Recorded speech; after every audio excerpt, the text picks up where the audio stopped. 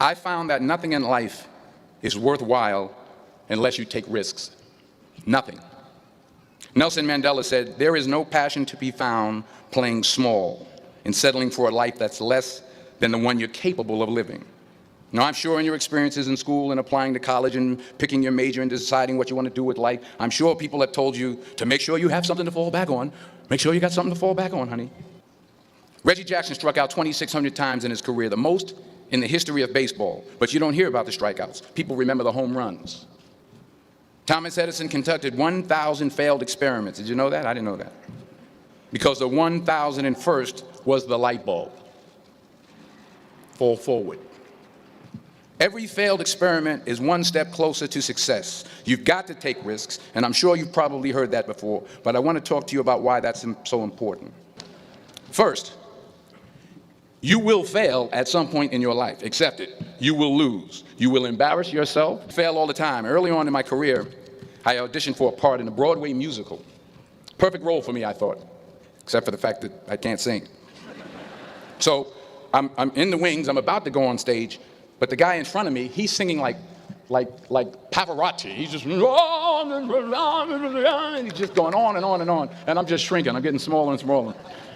So they say, "Oh, thank you very much, and you'll be hearing from us."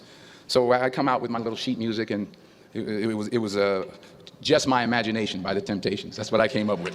So I hand it to the accompanist, and she looks at it and looks at me and looks out at the director and was like, "All right."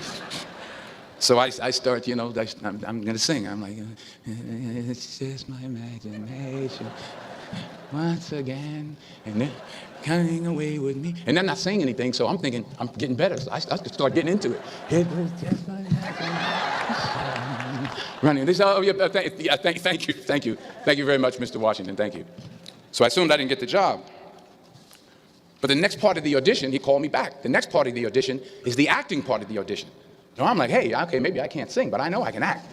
So they pair me with this guy, and again, I didn't know about musical theater. And musical theater is big, so they can reach everyone all the way in the back of the stadium. And I'm more from a realistic, naturalistic kind of acting where you actually talk to the person next to you. So I don't know what my line was. My line was, "Well, hand me the cup." And his line was, "Well, I will hand you the cup, my dear. The cup will be there to be handed to you."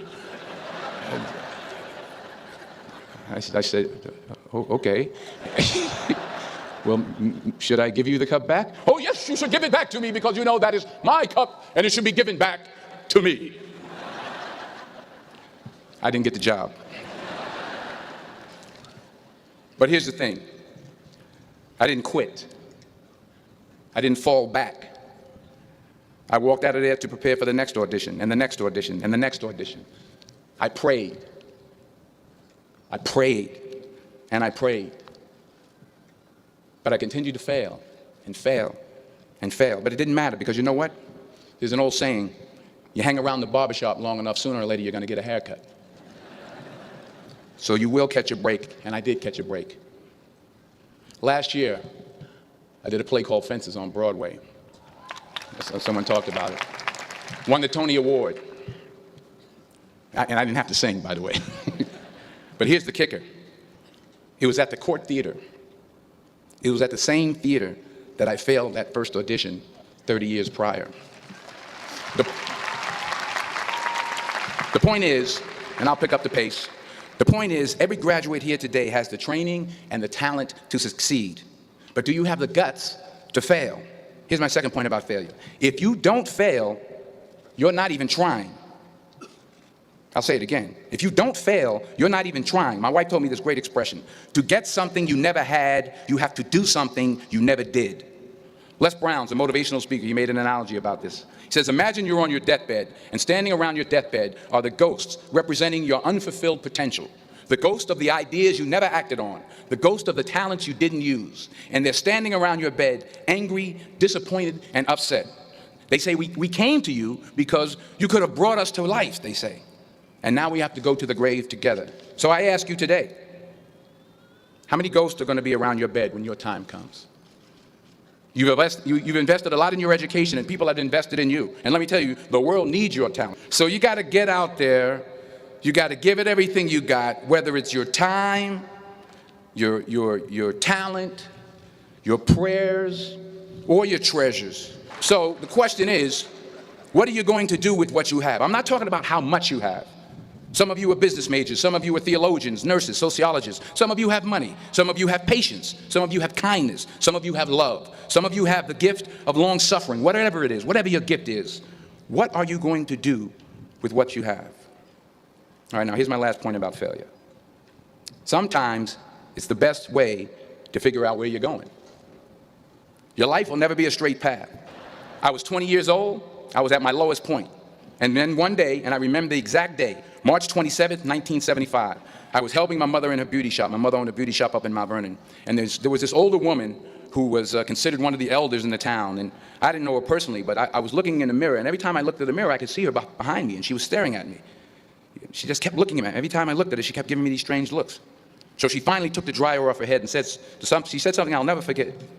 First of all, she said, "Somebody give me a piece of paper, give me a piece of paper." She said, "Young boy, I have a prophecy, a spiritual prophecy." She said, "You are going to travel the world and speak to millions of people." Now, mind you, I'm 20 years old, I'm flunked out of school. In fact, like a wise ass, I'm thinking to myself, maybe she's got something in that crystal ball about me getting back into school next fall. But maybe she was onto something, because later that summer, while working as a counselor at the YMCA camp in Connecticut, we put on a talent show for the campers. And after the show, another counselor came up to me and asked, "Have you ever thought about acting? You're good at that." So when I got back to Fordham that fall, I got in and I changed my major once again for the last time. And in the years that followed, just as that woman prophesied, I have traveled the world and I have spoken to millions of people through my movies. Because taking risk is not just about going for a job. It's also about knowing what you know and what you don't know. It's about being open to people and to ideas. In the course of the film, the character I play begins to take small steps, small risks. He very, very, very slowly begins to overcome his fears. Never be discouraged. Never hold back. Give everything you got. And when you fall throughout life, and maybe even tonight after a few many glasses of champagne, remember this: fall forward.